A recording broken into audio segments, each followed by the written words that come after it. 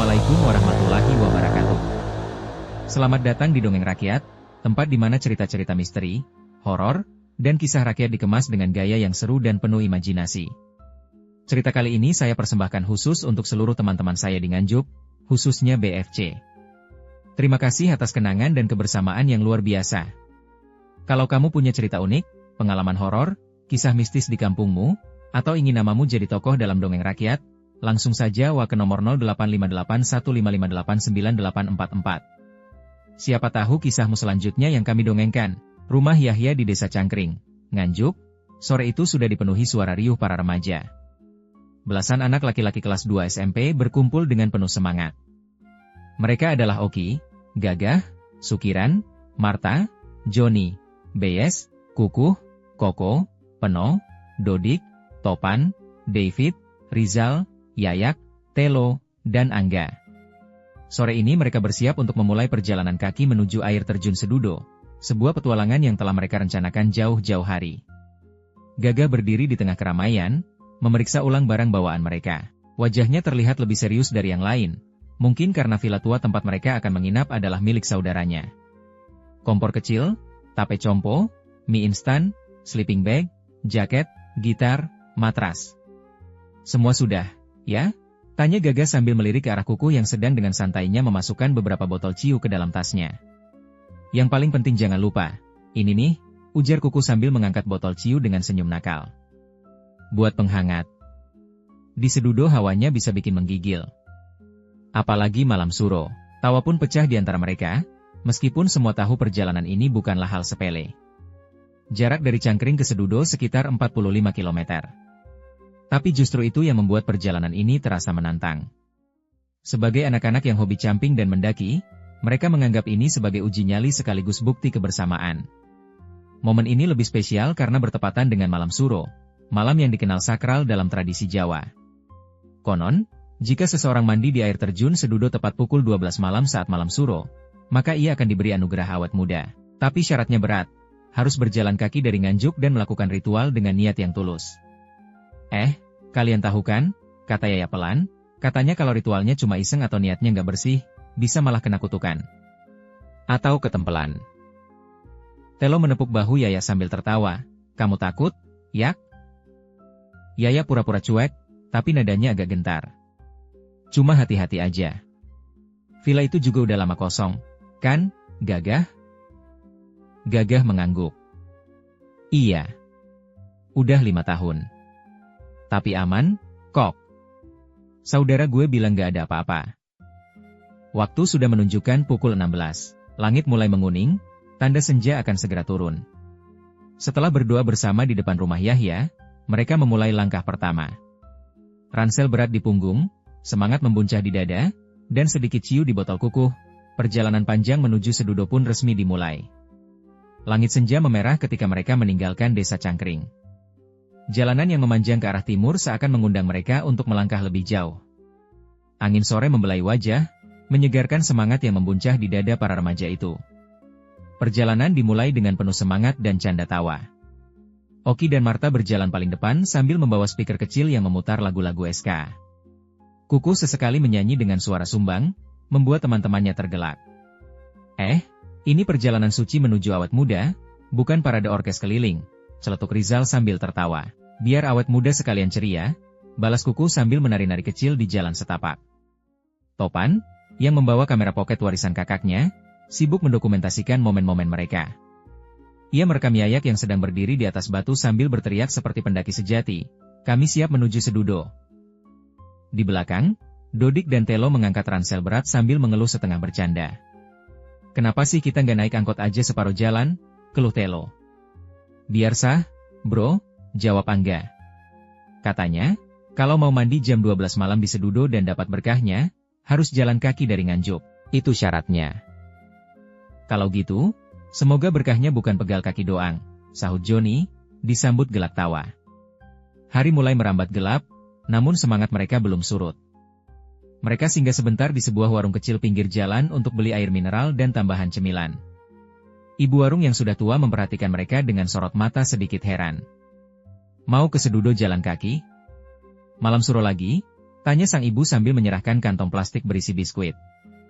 Iya, Bu. Sekalian ritual awet muda, jawab Gagah sambil tersenyum. Si ibu mengangguk pelan. Hati-hati, nak, malam suro itu bukan cuma soal mitos. Banyak yang gak kelihatan juga jalan malam begitu. Seketika suasana jadi sedikit hening. Tapi Marta dengan cepat menyeletuk, tenang, Bu. Kami bawa ciu, buat pengusir dingin sekaligus pengusir setan. Yang lain tertawa, suasana kembali cair. Tapi kata-kata ibu warung tadi entah kenapa mengendap di pikiran beberapa dari mereka. Malam mulai turun, langit menghitam dengan taburan bintang yang mulai muncul satu persatu. Mereka melanjutkan perjalanan dengan senter di tangan, lagu di speaker masih menyala, meski perlahan diganti jadi musik-musik mellow. Dinginnya udara mulai terasa, tapi semangat mereka belum padam. Waktu sudah menunjukkan pukul 9 malam. Langit benar-benar gelap, hanya diterangi bintang dan sesekali lampu kendaraan yang melintas di jalan raya. Mereka kini tiba di Desa Kuncir, desa kecil yang terkenal dengan sungainya yang jernih dan berbatu, airnya mengalir pelan di tengah hening malam. Lelah mulai terasa. Setelah berjalan lebih dari 15 km, langkah kaki mulai berat. Mereka memutuskan untuk beristirahat di pinggir jalan, tak jauh dari jembatan kecil yang mengarah ke sungai. Angin malam menusuk pelan, tapi tawa mereka masih hangat. Tape compo kecil milik Marta menyala lirih, memutar lagu yang lagi viral kala itu dari band Padi, Mahadewi. Lagu itu seolah jadi soundtrack kebersamaan mereka malam itu. Ini lagu bikin ngantuk, sumpah, kata Telo sambil rebahan di atas rumput pinggir jalan. Tapi adem, cocok buat suasana, sahut Joni sambil menyeruput minuman dari botol bekas yang isinya sudah tidak original lagi. Canda tawa terus mengalir. Kukuh dan Yayak mulai adu tebak lirik lagu, Angga dan Peno membuka mie instan dan mulai memasak dengan kompor kecil yang mereka bawa. Aroma mie rebus pun menggoda seluruh kelompok. Namun, di tengah keriuhan itu, hanya satu orang yang terlihat berbeda. David. Ia duduk menyendiri di dekat tiang listrik, sedikit menjauh dari yang lain. Wajahnya datar, pandangannya kosong ke arah sungai. Tak satu pun dari mereka memperhatikan perubahan sikapnya sejak sore tadi. Ia memang dikenal pendiam, tapi malam ini ada yang berbeda. Gagah yang menyadarinya lebih dulu, mendekat perlahan. Dav, gak apa-apa? Tanya Gagah sambil duduk di sampingnya. David tidak langsung menjawab. Ia hanya mengangguk pelan, lalu berkata lirih, tadi waktu kita lewat makam di pinggir jalan sebelum masuk Kuncir, aku lihat ada yang berdiri di balik batu nisan. Tapi kalian semua jalan terus, gak ada yang lihat. Gagah terdiam. Dia gak gerak. Cuma ngeliatin kita aja. Tapi matanya, David berhenti sebentar, menelan ludah. Aku rasa dia ngikutin kita. Ah, kamu capek kali, Dav, Gagah mencoba menenangkan. Nanti kita istirahat di villa. Pasti lebih tenang. David tidak menjawab. Ia hanya menatap kembali ke arah sungai yang kini tampak menghitam di bawah cahaya bulan. Dari kejauhan, lagu Padi masih mengalun lembut. Sobat, aku sungguh tak mengerti. Setelah beristirahat hampir 1 jam di Desa Kuncir, mereka melanjutkan perjalanan. Langkah kaki semakin berat, tapi semangat untuk mencapai air terjun Sedudo sebelum tengah malam membuat mereka terus bergerak. Udara semakin dingin, dan kabut tipis mulai turun saat mereka memasuki kawasan desa sawahan. Lampu jalan mulai jarang, dan suasana menjadi lebih sunyi. Pepohonan di sisi jalan tampak seperti bayangan-bayangan raksasa yang berdiri diam, mengawasi mereka. Beberapa anak mulai merasa tidak nyaman. Kalian denger nggak tadi? Kayak ada suara perempuan ketawa, bisik Marta pelan sambil melirik ke semak-semak. Ah, itu mungkin angin, sahut Telo cepat, meski wajahnya ikut tegang. Tiba-tiba, Kuku menghentikan langkahnya. Ia menoleh ke belakang, matanya menyipit. Ada yang manggil nama aku barusan. Dari belakang. Tapi pas aku nengok, kosong. Semua langsung diam.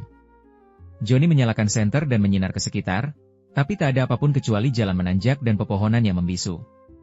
Gagah menenangkan, udah, jangan terpancing. Kita udah hampir sampai. Fokus aja, dan benar saja, sekitar pukul 11.45 malam, setelah melewati jalan berkelok dan menanjak tanpa henti, mereka akhirnya sampai di air terjun Sedudo. Suasana di sana ternyata cukup ramai. Beberapa kelompok lain juga telah sampai lebih dulu. Sebagian duduk-duduk di warung yang masih buka, Sebagian lain sudah bersiap untuk mandi di bawah guyuran air terjun yang tinggi dan angker itu. Suara gemuruh air terdengar keras, menandakan kekuatan dan keindahan alam yang luar biasa. Semua rasa lelah tiba-tiba menguap. Mereka berlarian ke arah pancuran air, melepas baju, dan langsung menceburkan diri ke kolam di bawah air terjun. Suara tawa pecah di antara cipratan air. Kuku berteriak kegirangan, Oki menyelam dan muncul dengan gaya ala film, sedangkan Yayak malah pura-pura kerasukan agar membuat yang lain ketakutan. Ini dia. Air awet muda, teriak Telo sambil menyiramkan air ke wajahnya. Mereka semua tertawa, bermain air dengan penuh semangat seperti anak kecil. Tidak ada lagi suara aneh, tidak ada lagi bayangan mencurigakan. Hanya dinginnya air, suara gemuruh, dan sorak-sorai di malam suro. Malam semakin larut saat mereka selesai mandi di air terjun Sedudo. Tubuh menggigil karena dingin, tapi hati mereka hangat oleh rasa puas dan senang. Setelah berpakaian dan mengemas kembali barang bawaan, mereka melanjutkan perjalanan menuju villa milik saudara Gagah, tempat mereka akan bermalam. Perjalanan menuju villa tidak terlalu jauh dari lokasi air terjun. Sekitar 20 menit berjalan kaki, mereka tiba di sebuah jalan kecil yang mulai ditelan semak-semak. Di ujung jalan itulah berdiri sebuah bangunan tua bertingkat 2, dengan ket yang mulai terkelupas dan pagar besi berkarat yang terbuka setengah. Ini villanya? Tanya Yayak dengan alis terangkat. Gagah mengangguk, meski raut wajahnya juga tampak ragu. Iya. Tapi kok kelihatan lebih parah dari yang aku bayangin, ya? Bangunan itu tampak kotor dan berdebu. Jendela-jendela tertutup tirai kusam yang sudah robek di beberapa bagian. Halamannya penuh dengan daun kering dan rumput liar yang tumbuh tak terkendali. Aroma lembab dan debu menyambut mereka saat membuka pintu depan yang berderit nyaring. Lampu tidak menyala. Lantai ditutupi sarang laba-laba dan jejak lumpur beku. Di sudut ruangan, ada kursi rotan tua yang miring, seperti hampir roboh. Suasana villa begitu suram dan dingin, seperti menyimpan sesuatu yang tak ingin diganggu. Gue nggak bisa tidur di dalam sini, bisik Marta. Tempat ini aneh. Kuku dan Joni tampak mengangguk setuju. Gak papalah, kita pasang tenda aja di luar. Lebih segar, lebih aman, ujar Joni. Mereka bertiga pun memutuskan membangun tenda kecil di halaman samping villa, tepat di bawah pohon sawo yang sudah besar dan rimbun. Daunnya lebat, dan batangnya berlekuk seperti tangan tua yang menjulur ke langit. Yang penting jangan tidur persis di bawah buah sawonya. Kata orang tua, bisa mimpi buruk, celetuk Kuku sambil tertawa, walau nada suaranya terdengar dibuat-buat. Tenda selesai didirikan.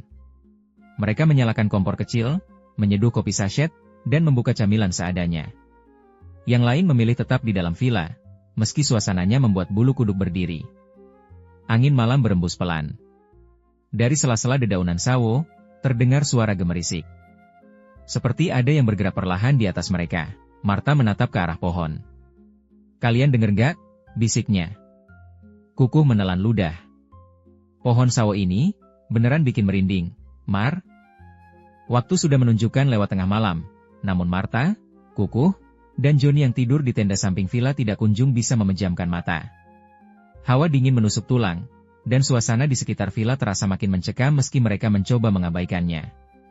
Daripada kedinginan, mending kita panasin badan, ucap Kuku sambil mengeluarkan botol ciu dari tasnya. Dengan sedikit nyala api dari sisa kompor, Kuku menuangkan ciu ke dalam gelas plastik seadanya. Marta menolak di awal, tapi setelah gigil tak tertahankan, ia pun menyeruput sedikit, disambut senyum geli Joni. Tak lama kemudian, satu persatu teman mereka yang awalnya tidur di dalam villa mulai keluar. Merasa tak nyaman dengan suasana villa yang lembab dan pengap, mereka memilih bergabung di luar, di bawah pohon sawo. Dodik membawa gitar kecil miliknya dan mulai memetik senar sambil menyanyikan lagu Sheila on 7, dan suara petikan gitar dan nyanyian lirih Dodik menambah hangat suasana. Beberapa ikut bernyanyi pelan, menggoda kenangan masa SMP yang penuh romansa dan kenakalan. Namun, di tengah kehangatan itu, perut mulai memberi kode. Lapar, bro, keluh Joni sambil mengelus perutnya. Ada mie kan? Ada, tapi air tinggal dikit, sahut Marta sambil memeriksa botol air terakhir yang hanya tersisa setengah. Semua pun terdiam, enggan bergerak jauh ke warung karena sudah terlalu malam dan gelap. Tanpa sepengetahuan yang lain, Joni mendekat ke kompor kecil dan mulai memasak mie instan. Tapi bukan dengan air, melainkan dengan ciu. Ia menuangkan cairan bening itu ke dalam panci kecil dan menyalakan api. Aroma yang menyengat pun muncul. Martha yang mencium bau aneh langsung menoleh curiga. Ini apa, John? Kok bau? Johnny pun tertawa terbahak-bahak. Gak ada air, bro. Jadi aku pakai ciu. Ini ciu spesial tengah malam. Anjrit, lu gila, seru Kuku sambil menahan tawa. Yang lain pun ikut tertawa geli, meski beberapa tampak ragu. Tapi Johnny tetap santai, meniup mie panas dan menyuapnya ke mulut. Panas, pedes, dan nyes, katanya dramatis. Rasanya kayak mie neraka. John, celetuk Telo, membuat semua tertawa lagi. Dalam tawa dan keanehan itu, mereka tak sadar. Dari arah villa, jendela lantai atas terbuka perlahan. Tirai yang robek berkibar pelan, dan sesosok bayangan berdiri diam di baliknya, memperhatikan mereka yang tertawa. Gitar Dodik masih mengalun, kini lagu berubah menjadi, Jadikanlah Aku Pacarmu, milik Sheila on 7. Suara sumbang dan tawa bercampur jadi satu di tengah malam yang makin sunyi. Botol-botol ciu mulai kosong, dan tubuh mereka mulai limbung. Beberapa tertidur setengah duduk, yang lain terbaring di atas tikar dan tanah lembab halaman villa. Namun di sela canda tawa dan suara gitar, perlahan terdengar suara lain. Aneh. Tidak berasal dari mereka. Krek, krek. Seperti langkah kaki di atas ranting kering. Martha menghentikan nyanyiannya sejenak, menoleh ke arah kebun gelap di samping villa. Kalian dengar? Bisiknya, namun yang lain hanya tertawa. Jangan halu, Mar. Itu tikus mungkin, ujar Kuku sambil meneguk sisa ciunya. Tapi suara itu makin jelas. Seolah ada yang berjalan perlahan, mengelilingi mereka dari kejauhan. Lalu, dari balik pohon sawo tua, sebuah bayangan hitam muncul. Tinggi.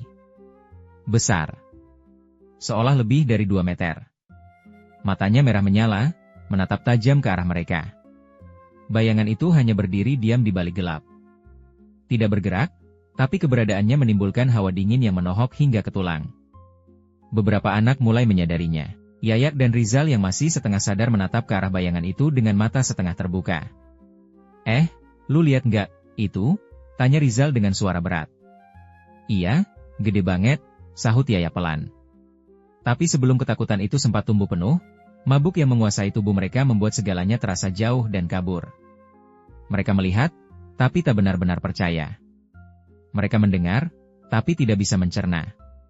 Suara angin tiba-tiba berubah seperti bisikan. Pepohonan di sekitar villa bergoyang pelan, seperti ada yang berlari di antaranya. Namun detik berikutnya, Allahu Akbar! Allahu Akbar! Suara adzan subuh terdengar sayup dari kejauhan, dari masjid kecil di desa bawah. Seakan disengat sesuatu, bayangan hitam itu perlahan memudar ke dalam gelap. Angin berhenti. Sunyi kembali. Satu persatu dari mereka tumbang karena kelelahan dan mabuk. Suasana yang tadi hangat berubah hening. Mereka terlelap, tanpa tahu apa yang baru saja hadir di tengah-tengah mereka. Matahari sudah tinggi saat dua sosok perlahan terbangun dari tidurnya. Sukiran mengucek mata sambil duduk, kepalanya masih berat. Di sebelahnya, Beyes bangun dengan gerakan malas. Udah siang banget ya? Gumam Beyes sambil memicingkan mata ke arah sinar yang menembus sela tenda. Mereka terkejut saat melihat jam tangan, sudah hampir pukul 12 siang. Suasana di sekitar villa tampak tenang, meski hawa lembab dan dingin khas pegunungan masih terasa. Yang lain belum bangun? Parah, ujar Sukiran. Keduanya segera membangunkan teman-teman mereka yang masih tergeletak di berbagai sudut halaman, sebagian di dalam villa.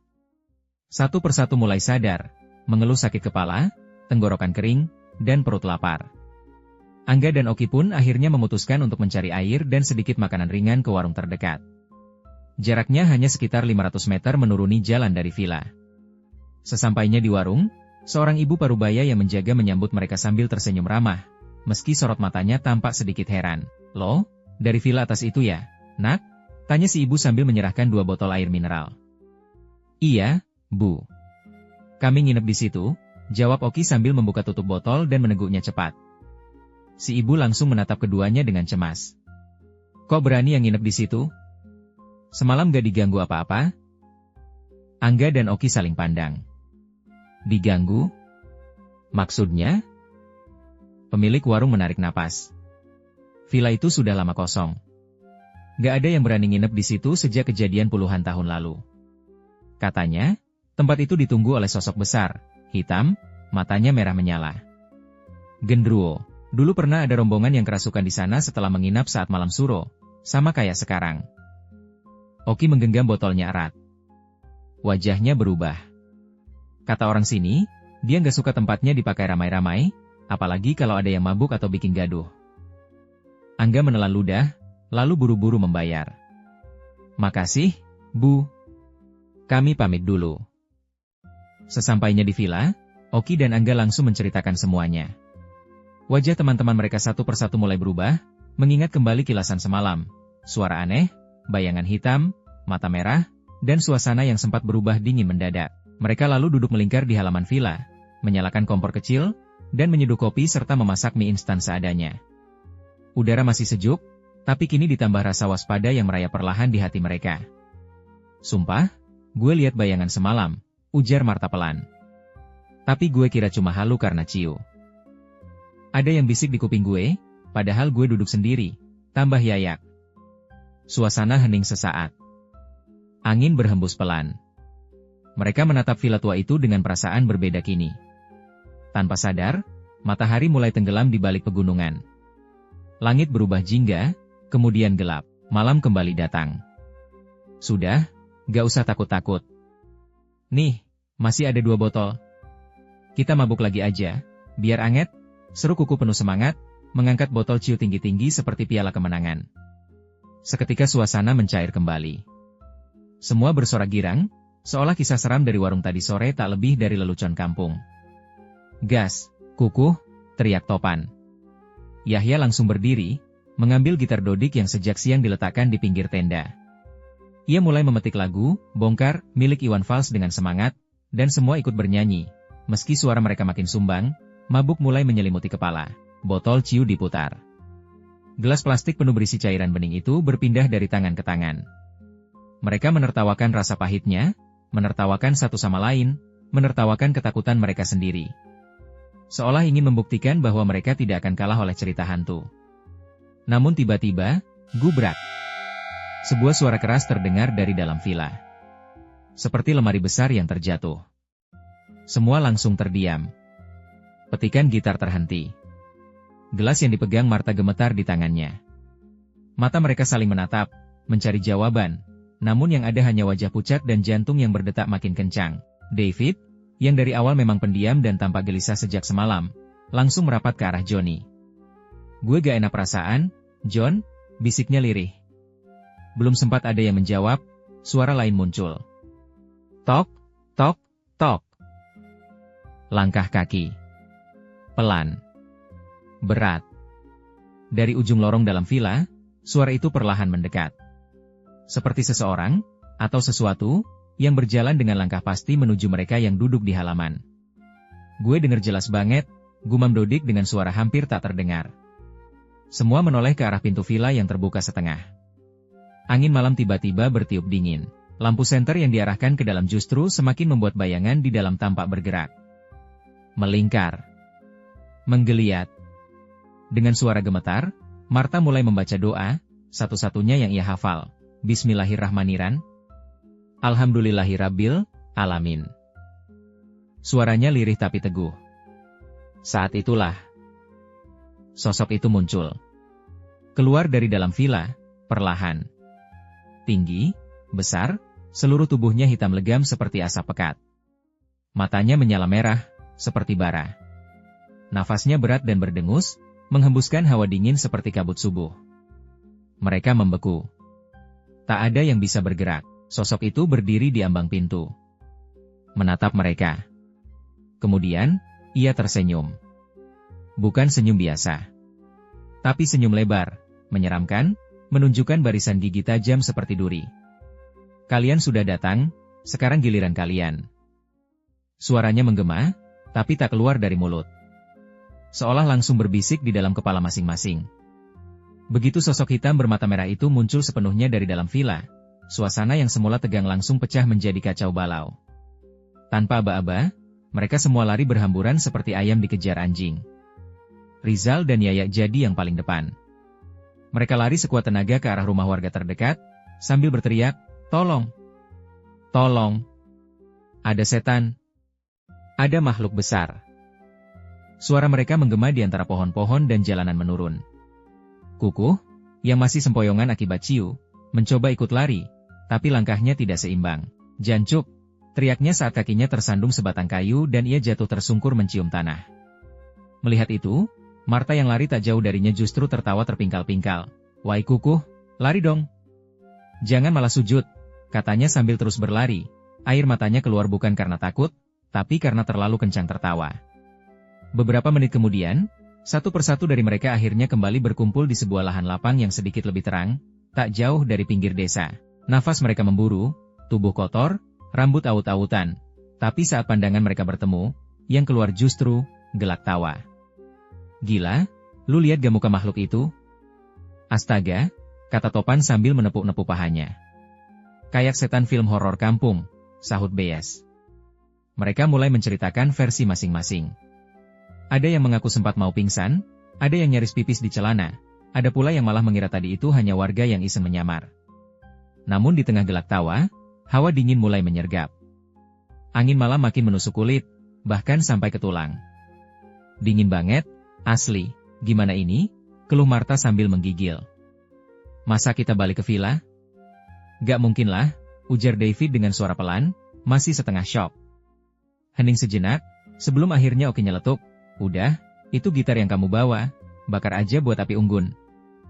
Semua menoleh ke arah Yahya yang masih memegang gitar. Yahya terdiam.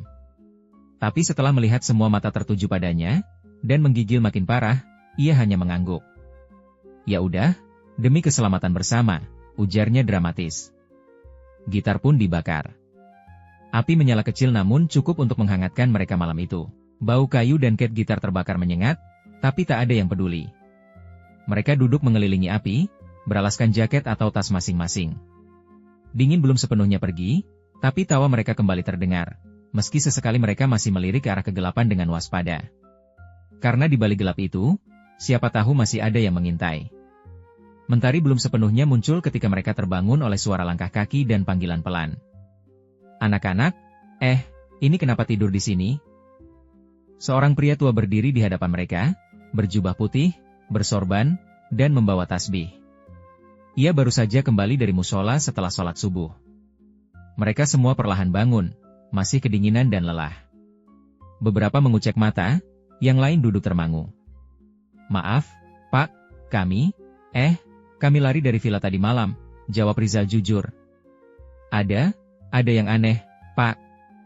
Sosok tinggi, besar, matanya merah, sambung Yayat dengan suara masih sedikit bergetar. Pria itu mengangguk tenang. "Saya Ustadz Ali. Ayo, sekarang ikut saya. Kita kembali ke villa itu." Mereka saling pandang, ragu, tapi tak bisa menolak. Bersama Ustadz Ali, mereka berjalan perlahan menyusuri jalan setapak kembali ke villa tua itu. Matahari mulai menampakkan sinarnya, embun menggantung di dedaunan, dan udara terasa lebih tenang. Sesampainya di villa, Ustadz Ali berdiri di halaman depan, memandangi bangunan itu lama. Matanya setengah terpejam, bibirnya komat kamit mengucapkan zikir dan doa. Ia melangkah perlahan, seperti sedang berbicara dengan sesuatu yang tak terlihat oleh mata biasa. Mereka hanya bisa berdiri mematung, menyaksikan Ustadz itu seolah berkomunikasi dalam keheningan. Setelah beberapa menit, Ustadz Ali menoleh ke mereka. "Sudah," katanya tenang. "Mereka tidak akan mengganggu lagi." Lalu beliau duduk di batu besar di pinggir halaman, menatap mereka satu persatu. "Anak-anak, kalau kalian datang ke tempat baru, apalagi yang sudah lama kosong atau dikenal angker, jangan lupa kulo nuwun. Permisi. Harga yang tak terlihat seperti kalian menghargai tuan rumah." Ia melanjutkan dengan nada lembut tapi tegas, "Jangan bikin gaduh. Jangan mabuk-mabukan. Tempat ini bukan milik kalian. Mereka yang lebih dulu tinggal di sini, bisa marah, bisa tersinggung. Semua menunduk, merasa malu. Dan yang lebih penting lagi, jangan tinggalkan sholat. Kalau kalian menjaga hubungan dengan Allah, insya Allah kalian juga dijaga dari hal-hal seperti ini." Beberapa dari mereka mulai merasa bersalah.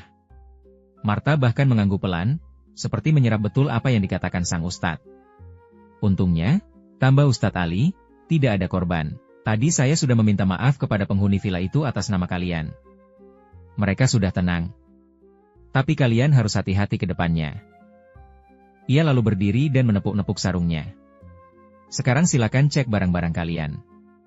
Siapa tahu ada yang hilang atau tertinggal. Saya pamit pulang dulu. Dengan langkah tenang, Ustadz Ali pun meninggalkan mereka yang masih terdiam. Hening. Angin pagi berhembus lembut, membawa rasa segar sekaligus keinsafan. Mereka tahu, pengalaman ini tak akan pernah mereka lupakan. Pagi itu, setelah kepergian Ustadz Ali, satu persatu dari mereka mulai mengecek barang-barang. Ada yang sibuk mengepak sleeping bag, ada yang mencari sandal yang semalam hilang entah kemana. Jancuk ancene Martha, koncone Tibo malah diguyu, celetuk kuku sambil mengingat malam penuh teriakan dan tawa itu.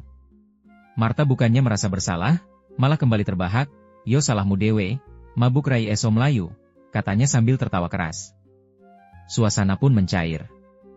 Mereka kembali saling bercerita. Topan cerita bagaimana dia nyaris muntah waktu lihat bayangan besar itu. Dodik bilang dia sempat mengira suara langka itu hanya suara kayu tua.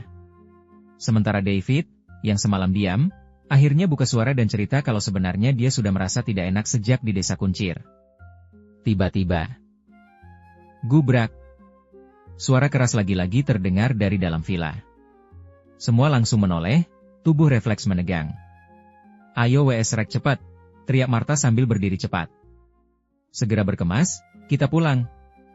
Kita sewa angkot saja, dah capek aku. Yang penting kita segera pergi dari sini. Mereka tak butuh banyak waktu untuk setuju. Dalam sekejap, semua sudah mengemasi barang masing-masing, mengunci ransel, dan bersiap meninggalkan villa tua itu. Gara-gara gaga iki, celetuk Rizal sambil menunjuk temannya, harusnya kita gak usah nginep-nginep di villa. Bikin tenda aja di Sedudo, beres. Gaga hanya bisa tersenyum kecut sambil mengangkat tangan, lah katanya seru. Rek. Dan seperti biasa, tawa kembali pecah di antara mereka. Pukul 9 pagi, mereka berhasil mendapatkan angkot kosong di pinggir jalan desa. Mereka naik dengan penuh cerita, lelah, dan memori yang akan sulit dilupakan. Mobil melaju perlahan meninggalkan desa sawahan, melewati jalanan yang sama yang kemarin mereka tempuh dengan langkah kaki penuh semangat. Kini mereka pulang, dengan tubuh letih, hati sedikit takut, tapi hati juga penuh tawa dan pelajaran. Itulah akhir dari cerita kita kali ini di Dongeng Rakyat. Sebuah kisah yang penuh tawa, persahabatan, sekaligus misteri yang membekas. Semoga cerita ini bisa menghibur dan memberi pelajaran buat kita semua. Jangan lupa like, komen, dan subscribe biar gak ketinggalan kisah-kisah seru selanjutnya. Dan sekali lagi, buat kalian yang punya cerita mistis, pengalaman horor, atau ingin jadi tokoh dalam dongeng berikutnya, langsung saja ke nomor 085815589844. Kita angkat kisahmu jadi bagian dari Dongeng Rakyat.